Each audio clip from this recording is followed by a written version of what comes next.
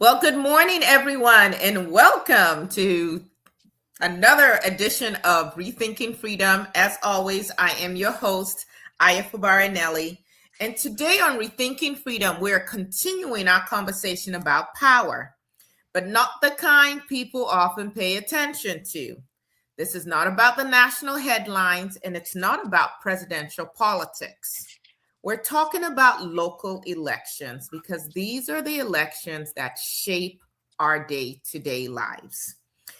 We're talking about who has access to the courts, how efficiently justice is delivered, whether systems work for people or against them. Because here's the truth that I try to share with us all the time on this platform. Many people overlook local elections. These are often the elections that have the most immediate impact on your freedom, your finances, and your future. And here in Texas, the local elections are approaching very quickly. We have early voting April 21st through April 29th, and of course, Election Day on May 2nd. And what happens during this time will directly affect all of us in our communities. Joining me today is an esteemed guest. You all know that we do not bring anyone on this platform who has not already shown that they are committed to humanity, and in particular, that they are committed to the advancement of the Black community. So today we have Judge Darrell Jordan Jr. He's a former Harris County criminal court judge. And y'all need to know that it takes a lot to become a judge, period. But some of us have a few more obstacles that we have to jump through, and he certainly has been able to scale those. He's a former presiding judge of the misdemeanor courts, and he is now a candidate for Harris County District Clerk. And some people may not have any idea what a district clerk does. You might think, why would you go from a judge to a clerk? Nah, he's going to educate us. His candidacy, like many who have challenged the system, has not been without controversy. When you decide to fight, the forces that abound tend to want to fight back against you. But what we're going to do as we spend some time with our guest today is first talk about the broader issue of why local elections matter in the first place. And then we're going to get into your particular race and what people need to know why you're running and what they need to do to get candidates like you across that finish line. So welcome to Rethinking Freedom, Judge. Thank you. Thank you for having me. You are so welcome. So actually, before we get even into why local elections are so important, how did you even get on this pathway? You know, some people just go to law school and then just practice. But tell us a little bit about your background and coming up and how you become this public servant. You know, I have to attribute it all to two people. Dean Douglas, who was the former president of Texas Southern University. Then he went on to be dean of the law school. And to this day, he's still teaching. But at the time, I was the SBA president of the law school, and Dean Douglas pulled me aside. He said, "Hey, there's this internship program in Austin. You need to go do it. It starts in January." I said, "Dean, I graduate in May, and the classes are only offered in the spring. So if I go there, I won't be able to graduate on time." And he looked me directly in the eye and said, "You need to go do the internship program." And so I went and applied. And I met this man named Rodney Ellis. At that time, he was a senator in Austin. And what he would do is he would bring people of color to work and experience the state legislature. And when I got there, Congressman Mark Vesey, had just been elected to be a state rep. And there were so few Black people in the Capitol, people used to call me Representative Vesey. And I was like, "No, I'm Darrell Jordan." you know, and so that just gives you an idea how special that opportunity was. And from then, I've just stayed connected with him, watched him fight all these big fights, and I just fell in love with the political process. You know, I've had offers to go. They were like, "Oh man, you've been a judge for 8 years. You can come to our personal injury firm. You can make a lot of money." But I grew up sometimes homeless, sometimes in child abuse shelters. My mother was addicted to drugs. And so I got to where I am today by 100 other people like James Douglas who helped me and mentored me. And Wow. so I just figured I'm living my life's purpose. Oftentimes, for people who are believers, we go through things in life and we don't understand, and it's not revealed to us until maybe decades down the road. Why did I go through all of those things? And so I figured that this is my purpose in life is to fight for people who were in positions like I was the majority of my childhood. Thank you, Judge, for really for sharing that I'm going to call it a testimony because that's how it feels to me. Um, in the work that I've done and in the research I've done, something that I consistently see some of our stalwart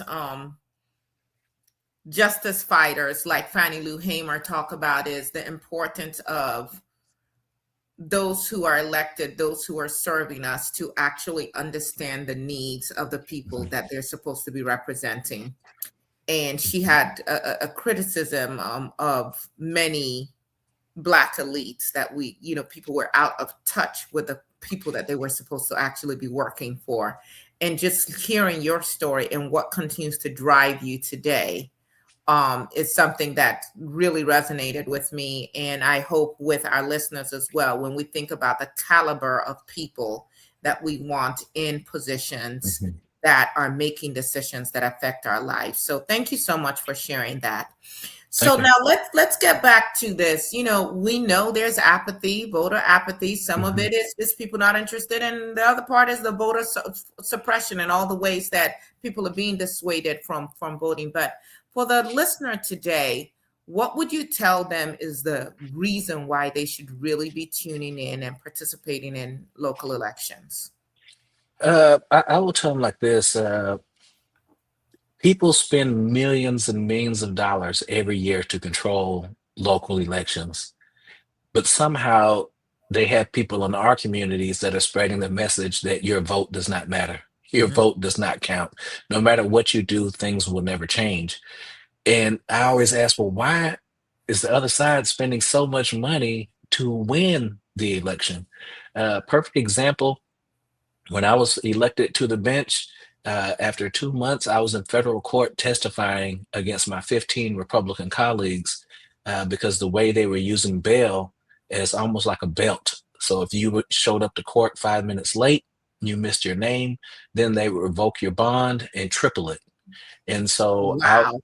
I went to a federal court and testified, and the whole system was torn down. And now we have bail reform in Harris County, where about 83% of the people get out without paying any money because money does not make you safe.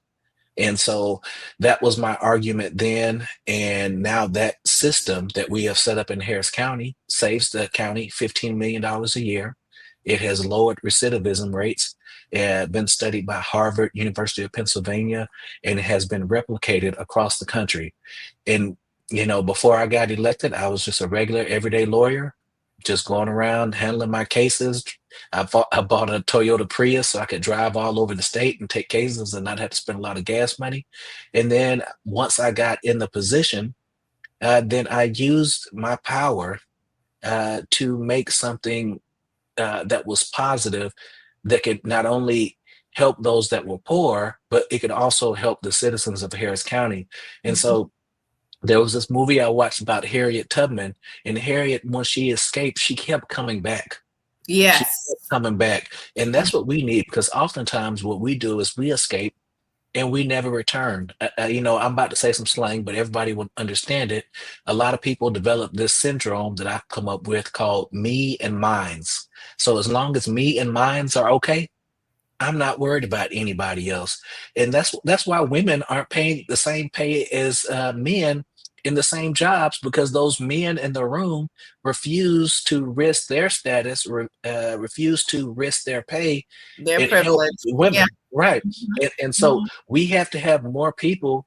To me, so much of my life goes back to faith, because I have this belief: what's mine is mine. And if God doesn't want me to have Yes. it, then I won't have it. Yes. And so Yes. if he has put me in that room, it's for me to be the salt, to be the light, to glorify him. It's not there for me to become a millionaire or billionaire. Now, I'm not complaining if that does happen, Yeah. but I also That's need to not the be doing driving force. right. I need to be doing something positive to help others get to where I've been able to achieve, or even further. But it's so many of us in the African American community who will see a show like this with two lawyers, and they say, "No, man, that only happens on TV. That's not real life." We still have people in our community that do not believe what we're doing right now, having this conversation, having our various degrees, is a realistic possibility for their lives. Not only is it realistic, I mean, that's not to say there haven't been obstacles, because I know we Hmm. can trade stories. Hmm. I've offloaded, what is it called? UPS trucks. I flipped Hmm. burgers. You did whatever you needed to do um, to get the resources to be able to continue with your education. But it is possible. But that's also why we have this kind of platform, so that we can start normalizing this Hmm. for our young people who are feeling like, the weight of the world is on their shoulders, and Hmm. they're buying into the propaganda of imposter syndrome, or Hmm. these doors are closed to us, particularly in this day and age with the felon in chief and everything that he's Hmm. doing to try and dismantle pathways of equity. I think it is important that we're able to have these conversations, and that young people and others are be able to see that this is not only possible, it happens quite often. Absolutely. You think about, when I look at what we went through during slavery, uh, that empowers me. I don't use it as a crutch or anything else. It's like, look where we came from. We came from a In very spite of. right, a terrible system of chattel slavery, and even my dad and his father, they went through some very harsh things during the civil rights movement, and look at us now. We and so I use that as strength. So when I walk in those rooms, I don't even know what imposter syndrome is. I belong here. I've worked twice, if not three times as hard to get here, and I'm gonna let you know I belong here. And when it's my time to go, it's my time to go. But during those 8 years I was elected, I didn't care if I was talking to the police chief, the DA, or whoever. I belong in this room, and you're going to hear me. And I think it's so important that you raised what generations before us experienced, because we are in a place now where this generation has to decide how we're going to show up and fight. Hmm. And like you said, there are millions of dollars. There's a whole lot of disinformation campaign out there trying to tell members of our community not to vote, not to exercise their right, even though our ancestors shed blood for Right. us to have this opportunity. And we need to pause and ask, if it doesn't matter, why are they trying so hard to make sure that Hmm. we don't exercise this right? But then for those of you who've been listening, you see what a difference having someone like a Judge Jordan in these positions can do, when he is speaking up and changing situations that can affect any of us. Any of us could have someone who's arrested falsely. You're supposed to be innocent until proven guilty. Hmm. And then if you don't have this bail reform, now this person is locked up. Maybe now they lose their job. Now a family is in financial distress, and it just snowballs. So important to have someone like you in position. So now let's talk specifically about your race. So Okay. what position are you running for, and why? So I am running for Harris County District Clerk. The best way to describe the district clerk is the head administrator for the justice system. And so here we are Oh, you in mean so the clerk isn't just like typing? Because people hear clerk and they think you're getting people's coffee and typing. That's not it. Okay, no, that's can you say that again? What was the district clerk? What did they do? Here, I'll explain like this. There's 600 employees that report to the district clerk, and the district clerk has a $68 million budget. So that should give you a level of the importance of the district clerk. If the district clerk's office shuts down, the whole justice system shuts down. Because as lawyers, you and I know, but for everyone else, when you file a lawsuit or the, probate, or you want to get a divorce, most people do it online, but you can file your paperwork online, or you can go down to the courthouse and file your paperwork. But the district clerk serves as the chief custodian of those documents, and they ensure that they're available for the general public and lawyers and everyone else online. And so it's very important that that office is run in a fair and efficient manner. Otherwise, you may have somebody who's been waiting on child support for 2 or 3 years because the papers aren't being processed. And so that's some of the things that the district clerk does, as well as jury assembly. Now, the judges handle jury selection when you go sit in court, and then both sides get to talk and strikes. And so that's jury selection. The clerk handles jury assembly. Here in Houston, Texas, there are 2.7 million people who are qualified to serve. And so there's a computer system, and it selects those people, and then they receive a summons, and they come down to the jury assembly area, and then they are divided and sent over to the courtrooms. Okay, you all are getting that education here. So you understand better having just tuned in on what the district clerk does. So how does this role influence access to justice? It has a tremendous impact on access to justice. A lot of people talk about we need a need for us to simplify the forms, right? So it does no good if you can get to the forms online if you start reading them and things are written in a confusing manner. And oftentimes you will see in the legal industry, it's everything is written for lawyers. As a judge, I would tell the young prosecutors at the end, the reason you probably didn't win because you were presenting your case as if you were presenting it to another lawyer, as opposed to lay people or just regular everyday people. And so that's how the forms need to be written, in a regular everyday manner. And then we're blessed to have 3 law schools here in Houston.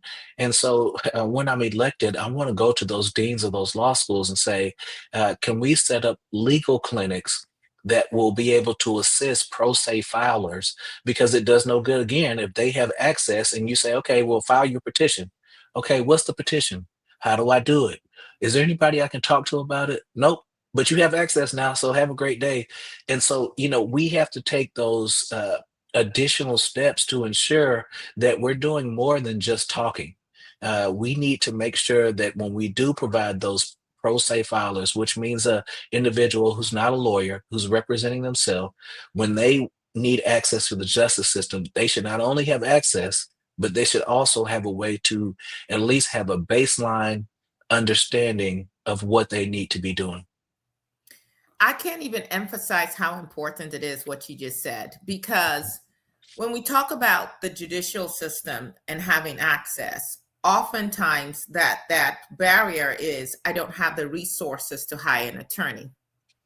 And if I don't have the resources to hire an attorney, but I also cannot understand this legalese, all these documents that are written in a certain way, I can't represent myself either, which could mean that someone is just denied the justice that they deserve. And I see it so often in my practice where people can't afford my services, but they're bringing these documents and saying, well, but can you at least just help me understand this part so that they can still file on their behalf? And sometimes it's a divorce. Sometimes it's a situation where, a child has been, exposed to some trauma and a parent is trying to protect the child, but they're having a hard time even navigating how to go about accessing the justice that they deserve. So thank you for that. So how many other people are, campaigning for this seat right now? And what distinguishes you from your opponents? So we started off, what was it, September, October. There were 8 of us in the race. And then on March 3rd, there was an election, and it's only 2 of us remaining now. Okay. And So there's several factors or several things I bring to the table that the other candidates didn't. Um, I've been a lawyer for 25 years, for 20 years. I've served in the military for 25 years. I'm Okay, currently, hold on 1 second. uh, So, for those of you who are watching live, as opposed to those who are, or if you're watching us on the YouTube channel, as opposed to those who are listening on the radio, I'm flabbergasted. Did you say 20 year what you went into college at 10? See, when we say uh, black don't crack, you have to come to the YouTube side to see the face of that. I'm thinking, okay, how did he do all of this? He must be in his mid-30s. He said he has been a judge. He's been practicing law for 20 years. Okay. I just had right. to interrupt you there. Yeah. Yeah. So in June, I'll turn 50. Yeah, I have a son who's 21 at Texas A&M, and my daughter's 18 at the University of Missouri.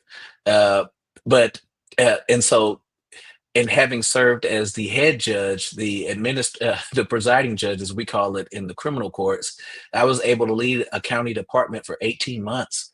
And so, not only do I think that having legal experience is imperative for this role, it also helps in making decisions because so much of what we do involves the legal system.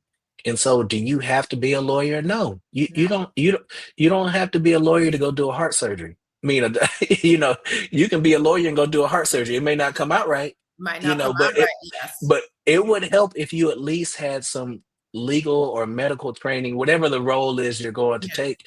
And Yes. so I think it, and when, if, so my opponent is 23 years old and a college student.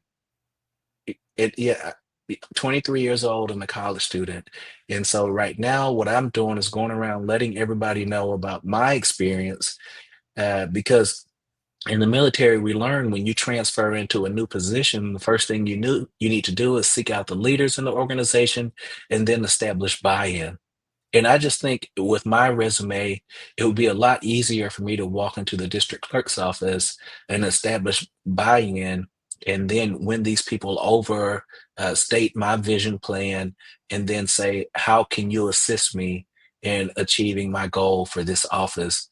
Versus someone who's 23 and you have career employees who've been there 20 plus years, and they have someone coming in uh, who was a former student and now telling them what to do and trying to lead the Well, office. I And mean, so who just really doesn't have applicable experience for not did you just say $68 million? $68 million budget, Yeah. 68 million. Yeah. And And just how much this whole area impacts people's lives.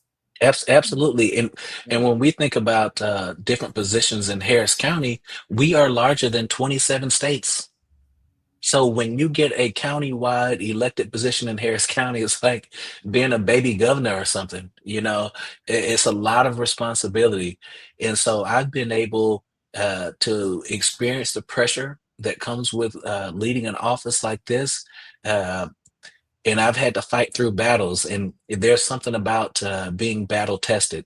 You know, it's even like a lawyer. You can have 3 trials, or you can have 75 trials, and it doesn't make you a better lawyer because you've had 75 versus 3, but you've learned a lot of lessons.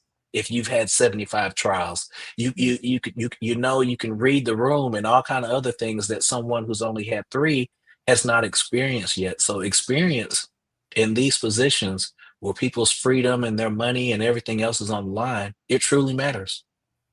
Yeah, it really does. So I would not be doing my job if I don't address the fact that there has been some controversy in the past. Do Hmm. you want to address that? What was Oh, that about and what was the it, outcome?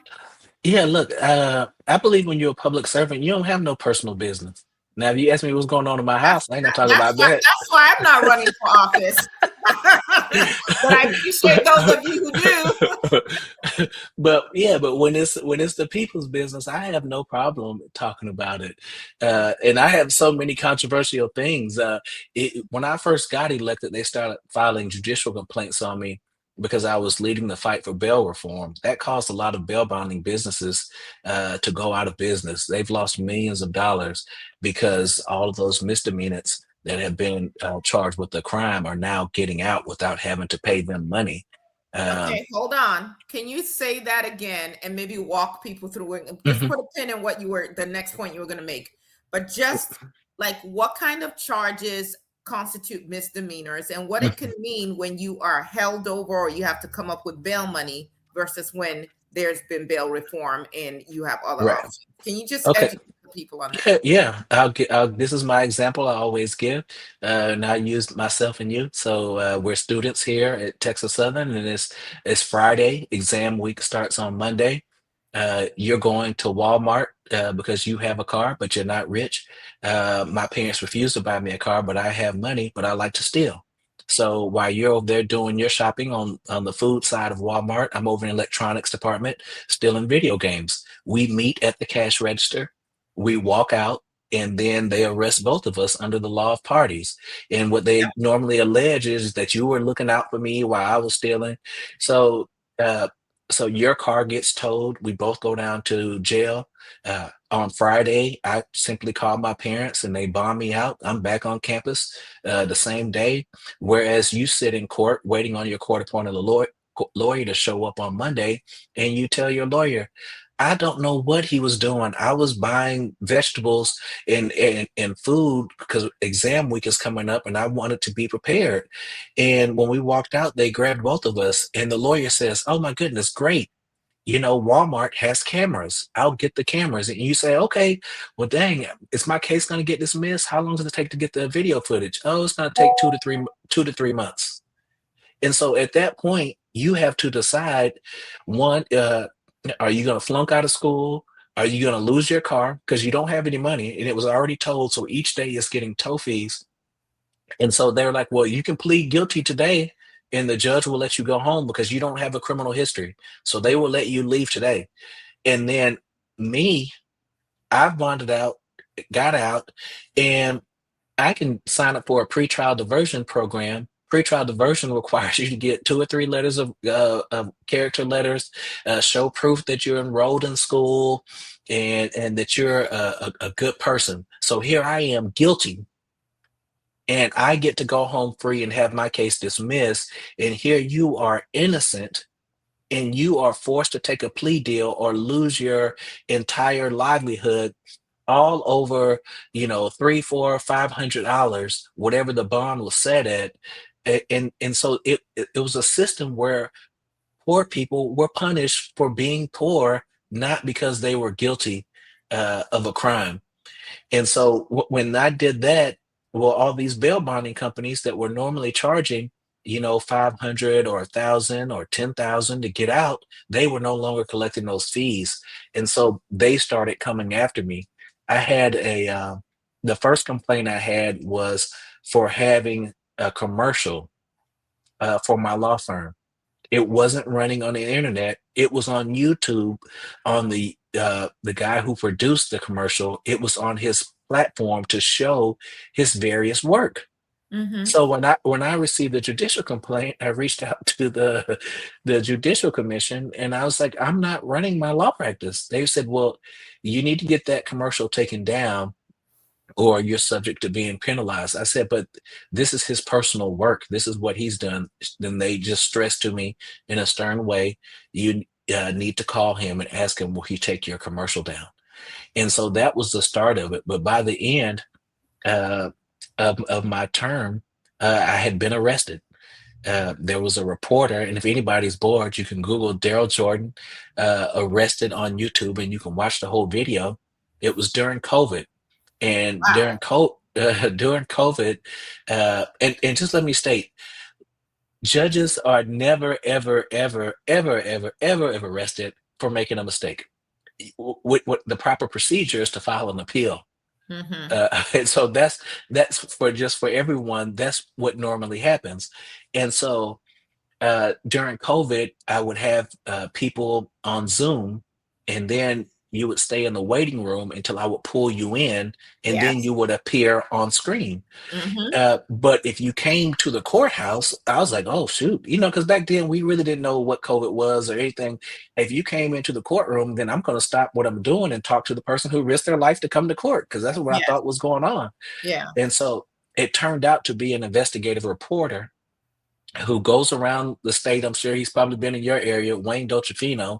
And what he does is he files public information requests. And when those requests aren't uh, satisfied within the state's limit of time, then he files criminal complaints for them not complying. And at that time, he was under investigation by the DA's office, and at that I was the head judge, so I had to appoint a special prosecutor. And so he wanted to come talk to me about why the special prosecutors were taking so long. Now, keep in mind, I'm a judge, I'm not a prosecutor. My role was simply to appoint special prosecutors. And so when he came in, I said, "Sir, I can't talk to you about it." And and he didn't like that answer. I told him he had to leave court, but then I was like, "Wait, we have open courts. You don't have to leave, just have to have a seat. But court Mhm. is in session." And he said, "No, it's not. And I'm not going to explain to you how court works." And it's all on the video. And so I said, "Either you leave or I'm going to hold you in contempt." And Mhm. he told me, "Do what you got to do." So I locked him up. And from there, he was able to convince people that I should be arrested. I was investigated for a year by the Texas Rangers. I was indicted on a Monday, never went to court, and the case was dismissed on a Thursday. And during that time, before he ever walked into the courtroom, I was going through the vetting process with the Soros group because they wanted me to run for DA.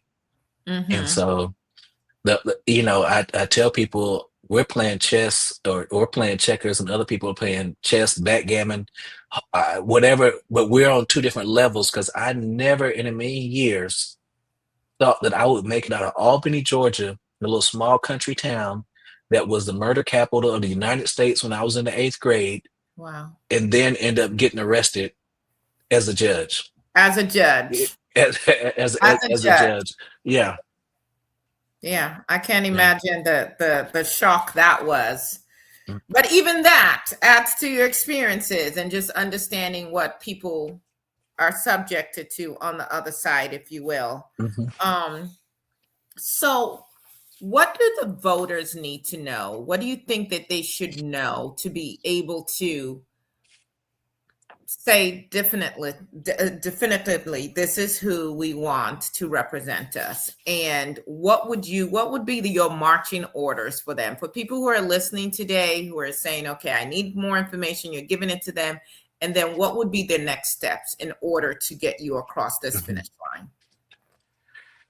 I would say to people, recognize the power that you hold, recognize the power that your community holds. We just had a special election here in Harris County in the city of Houston for the city council representative District C. There are 250,000 people in that district. Only 9,000 people came out to vote. The person that's in the lead right now for the runoff had 2,300 votes. And so if you, Out of 25,000. Sorry, 200 out of yeah, 250,000. right. So it's it's literally like somebody who went to the local high school and knew the last three graduating classes could take over the city, could control who the mayor is. And when you have, uh, one of my old mentors told me there's two sources of power: organized money and organized people. So if people would just sit around and organize themselves and get people to go out and vote, then yes, your potholes will be filled. Even if you just had 10,000 people who you could send a mailer to or send an email or text message to, then elected officials would start listening to you and ensure, hey, make sure we keep Bobby happy. You know, he has all those connections. Bobby can influence the election and kick us out of office. We have to keep Bobby happy. That means your neighborhood all of a sudden starts looking better. The parks are better. You have more police patrolling your neighborhood. And so when you recognize somebody who's not only talking the talk, but walking the walk, you need to ensure that person is supported and stays in office. Yeah, That's just the right thing to do. yeah, One of my quick 2 minute plans.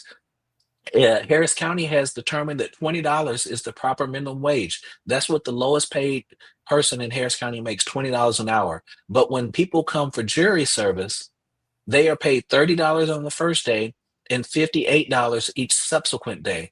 Now, the law says that you should have a jury of your peers, but it also says you have to have a true cross section of the community. That means you can't just have all the rich people, or you can't just have all the white people show up. Right Mhm. now, over 50% of the people who show up are over 50 and white, and they're spending $250,000 to determine why no one else is coming. I already know why. They can't afford it. We If you can't make afford 10, it. Yeah, if you're if going to pay me, what, $30 for a whole day?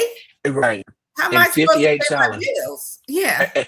And you got to realize you can drive an hour in Houston and still be in Houston. And so you're talking about gas, you're talking about childcare, and so poor people are eliminated from serving. And just like with bail reform, bail had been misused for years and nobody was willing to step up.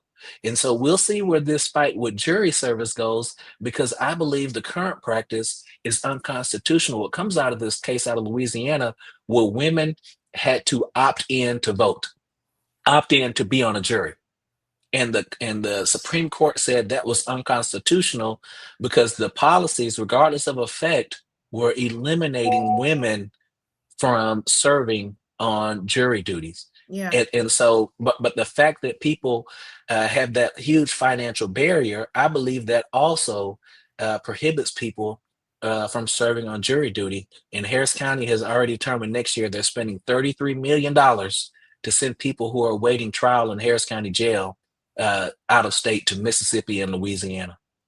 So that's why I would say go vote, because it's very important. And you need people like me and other fighters in office that are fighting for your interests. You are dropping bombshell after bombshell. You're Mhm. saying that Harris County is considering or has decided to spend $33 million moving people who have they been convicted at this No, point, or they're just waiting trial? they're awaiting trial. They They're are awaiting trial. awaiting trial, and they're going to move them to Mississippi. So it's like rent. We're Mhm. basically, this is a whole different form of slavery going on Right. here. So For you profit. Yeah. for profit, yes. So another state is going to be paid to take folk who are still innocent because they have not been Mhm. proven guilty Mhm. in states where, if you guys go and look up what's happening in Mississippi, Alabama, some of these states, their judicial system, their jails, their prisons are very problematic. But now you also have the added effect of, let's say that was my loved one or that was me in jail. Now my family can't even easily access me anymore because I've been shipped to a whole other state and I still have not been proven guilty yet. Right, right. And the 33 million is down from the 55 million they spent this year. And then just look at it from a lawyer perspective. You can't even go have How a do you meet yeah, with your yeah, clients? yeah, yeah, yeah. It's a struggle. But there was a lawsuit last week they're in trial now, is to get air conditioning in the prisons. And so Yeah. people, when you are in the legal system, especially the criminal justice wing of the legal system, nobody cares about you. They don't care if you have AC. They don't care if you're treated in a humane way. I know if you've ever been to Harris County Courthouse and you walk in, you don't know if you've done a crime or you're the lawyer. You're like, why are you talking to me crazy? I'm a lawyer. You shouldn't talk to anybody crazy, but that's just how you, once you walk in that building. Now, if you go to the civil building, it's completely different attitude. Completely different attitude. But with anything associated with criminal courts, you end up getting treated very bad, and we have to address it because everybody is somebody. People love to call me Judge Jordan. I tell them, look, my mom told me I was somebody. You can call me Darren. I'm I'm, Yeah. I'm, I'm fine with that. But But you've also earned it. You've also earned right. the honorific. Yeah, you've also earned the Yeah, honorific. My yeah. goodness. So, what kind of assistance are you looking for in these last few weeks before Mhm. people go to the polls? What can people do to support your Uh, candidacy? my website is Darrell Jordan Jr. And that's Darrell with two R's and two L's, Jr. And you can go on there and you can provide financial support. A stamp right now is 78 cents, and they're about to raise the price because the post office is funded through their sales of stamps. So they're going to raise the price, and sending out mailers is important. But even if you don't have money, you have a cell phone. You can simply get on your contacts and say, you know what, I heard this guy today on the radio, or I saw him on YouTube, and you guys should know about him. You live in Houston. And, just having everyone share the message, because it means so much more than me sending a mailer or me sending a text message, because I don't know them. Yes. So, what everyone becomes is a trusted messenger, because you're reaching out to people under your sphere of influence. So it just means a lot more. And so I would appreciate everybody just, with sharing this message, sharing your YouTube channel, because it's important. Because even though we're sitting here talking about it, there are millions and millions of people who don't even know another election is coming, don't know a runoff election is coming. And a lot of people, believe it or not, don't know there's an election in November. They just don't know.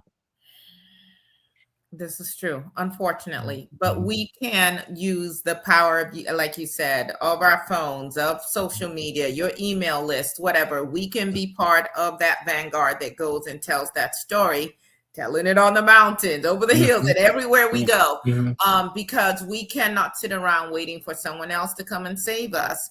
And while we're not doing anything, there are forces that are actively working to ensure that people don't know they can vote, that people who know they can vote are dissuaded from voting, and then also just the disinformation even on when elections are taking place. So some people I know in my community felt, well, we voted in March, we done till November. And it's like, no, we've got some runoffs, and then we also have city council and school board elections in May as well. And so it's important that, just like we call people when it was March Madness and your team is playing, or, you saw a good deal here or whatever, it's important when it comes to the issues of politics, of judicial access, of reform, equity issues, that we are also as enthusiastic about sharing this information and getting people along. I know that I call friends and I'm like, when are you voting in? Don't leave it till the last day, because anything can happen. You're driving and you've got 2 hours before the polls close, and you get a tire blowout, and then now all of a sudden, and when you can't make it, and everybody keeps thinking, well, other people are voting, my vote doesn't matter that much. But we have so many examples where a person is in office for 1, 2, 3 votes. And so every vote absolutely counts. So getting the word out, word of mouth, which doesn't cost you any money, but also I know that elections cost money. Like you said, 78 cents just to mail out, to get a stamp. So when you see a candidate that you want to have in office, again, waiting for and hoping that someone else will make it happen that's not the way for us to win here. Whether it's $5, $10, $100, $500 that you can put towards, essentially what we're doing is trying to get people into office that will fight for our humanity, that will fight for our freedom. And you have just heard from Judge Darrell Jordan. This is not something that he's hoping he will do. He is a proven fighter. This is what he has been doing. And thank God he's willing to put his life on the line here to literally to do this, because I know you are not getting any sleep as you run for this. No, I tell people I will never complain about the job, because I volunteered for it. I volunteered for it, but have been times when I was deployed in Saudi Arabia for 13 months, and then my son was filling out his college application, and he said he put down the leadership positions. He was the whatever, the captain of the football team, and I was like, Andrew, you don't have to lie to get into college. He said, Dad, that was the year you were gone. I almost started crying. I had to shake it off. But you make sacrifices as a public servant, and I raised my hand and signed up to be in the military, and I'm raising my hand to say I want to be the district clerk, and I will go in there and make sure things are fair and equitable for all people. Again, I feel like I really need you to hammer this particular point home. What happens if people don't go out and vote for you? uh, then it puts us in a bad place. It puts us in a bad place. It's as simple as things like if a person were beating their spouse and then there was a protective order put in place, the district clerk has to process that. The district clerk has to process that. Then when the cop pulls the couple over and the lady is crying or and the husband or whatever says, "Oh, she just has allergies." Then the cop goes back, pulls the man's name and say, "Oh, he has a protective order. He strangled her allegedly, and he's not supposed to have any contact with her for the next 6 months." Then those things are important. That when you have people in office who don't know what they're doing, then it's a problem. There was a district clerk recently that was held in contempt because she couldn't find the records. She couldn't produce the records. The judge kept giving her opportunity after opportunity. Bring the records to court. This is your job to maintain these records. And so this is not an office that we play around with. Now, if it was head dog catcher, then yeah, you find anybody off the street, say, "Hey man, your job is to catch dogs."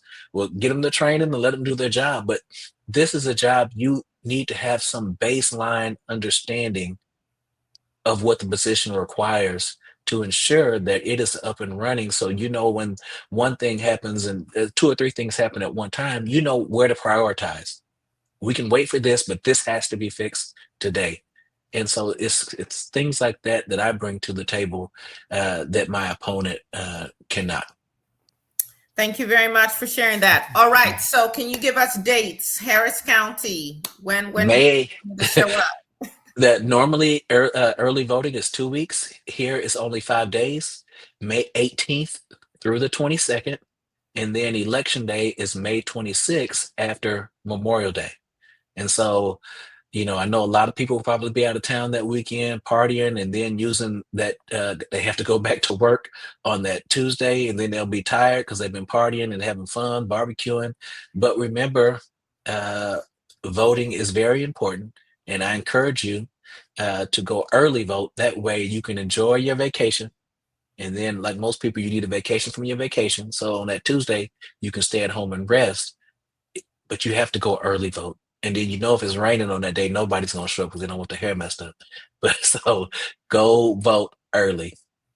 Now, is there any information that voters should know? I know that with the primary elections, there was some confusion about where Mhm. people could actually vote. Is there anything people should do ahead of time to make sure that they are going to the right place and Right. they don't get turned around at the last minute? Yes, in Harris County, you can go to harrisvotes.com. And because I'm a nerd and have no life and read the newspaper all the time, Dallas County, the chair of the Republican Party, has pushed to go back to countywide voting. So you can just show up at any voting location and vote, regardless of where you live. That's what we have in Harris County. But there were some big issues in Dallas Yeah. that unfortunately Congressman Crockett suffered, I believe, because of that, because people were showing up voting where they had been voting for the past, whatever, 5, 6 years, and now the location had been changed.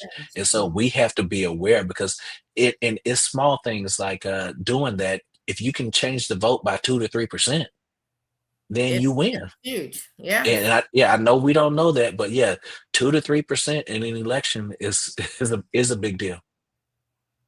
All right. So they can go to harrisvotes.com. Yes, ma'am. Okay. And then give us your website once more, please. DarrellJordan.com. Darrell Jordan Jr.com. Well, thank you, Judge. We really appreciate you taking time out of your schedule. I know that you've got a lot to do, particularly in this season. Want to thank you for all your sacrifice and your commitment and service to our country, both as a member of the military, but also now in this role. And certainly hoping that your message has hit home and that every one of you listening will, if you're in Texas, you know someone in Harris County, go ahead and call them and let them know they need to go out and support someone who would truly make a difference. And we know that because he's already been making a difference and fighting for everyday people. So thank you very much, sir. Thank you. Thank you very we look much. forward to hopefully having you back as the district clerk. Absolutely. I look forward to it as well. Have a great day. You too. Thank you. Okay. Bye-bye. I hope you enjoyed our conversation with Judge Jordan, but I want to take the last few minutes of our time together to really buttress the intersection of power, politics, and the judicial system and what it means for you. Because I understand that people don't move until they are motivated to do so by pain or by pleasure. And that some of us are so far removed or think we're so far removed from these issues that, oh, that's not going to be my problem. So I want to spend a few minutes just talking about the history we forgot and the future we decide. So let's take a moment and step back, because what we just heard in the conversation that I had with Judge Jordan is not new. It may feel current, it may feel urgent. The fact that there are other states making money from renting people who have been charged with crimes but haven't even been convicted of them. It's not new, but it should feel urgent. The intersection of power, politics, and the judicial system has always been one of the most redefining and contested spaces in American history. And I'm here to say you cannot sit by the sidelines and expect things to work out to your benefit. Like, we have to engage and we have to get involved.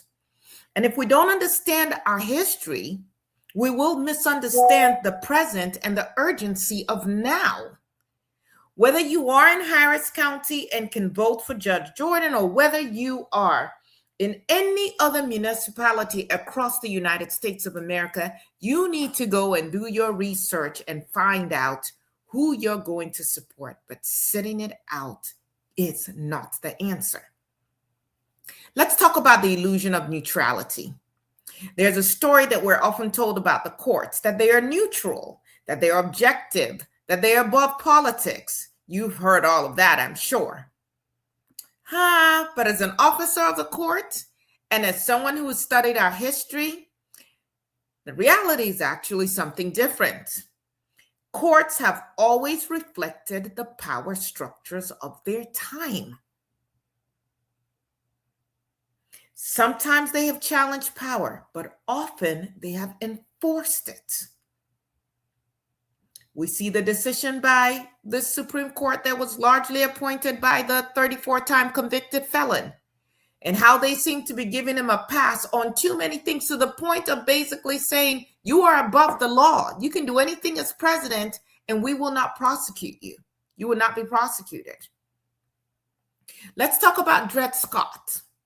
When the law denied humanity, Dred Scott v. Sanford, a Black man stood before the highest court in the land, asking for recognition of his humanity.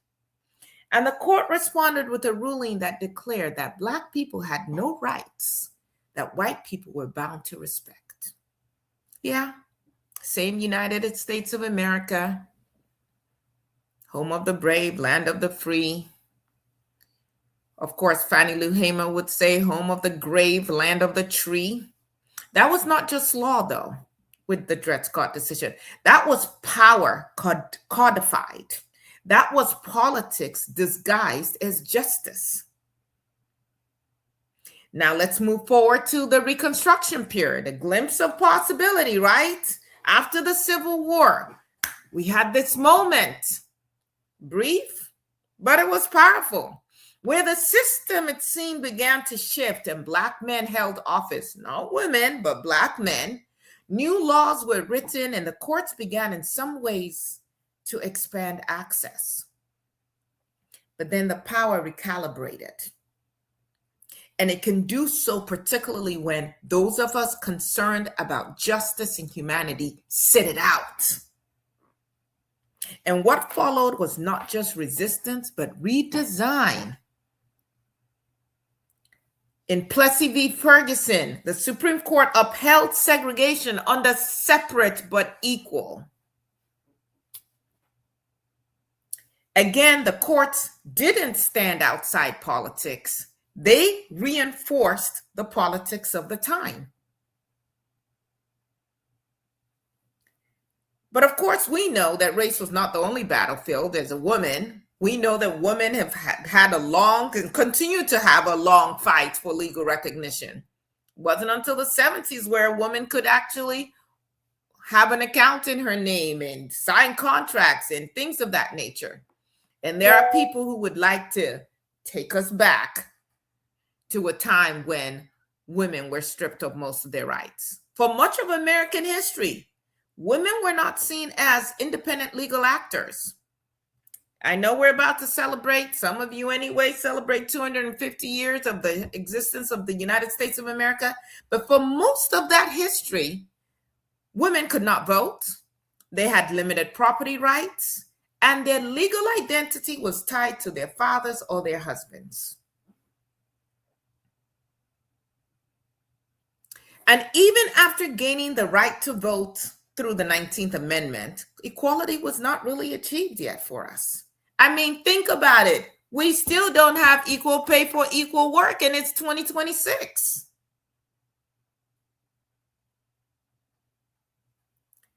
It took decades of legal battles to begin dismantling gender-based discrimination, and we're still at it. Cases like Reed v. Reed marked the first time the Supreme Court struck down a law for gender discrimination. Here we are today with the wholly incompetent human being who has been appointed to Secretary of Defense, even though he's given it a different name, who is trying to block the promotions of women and Black people. Promotions that he could never earn in a million years, that he is utterly unqualified for, but in his position can wield power to try and block what they have fought for. So the discrimination continues, and we've got to keep fighting back.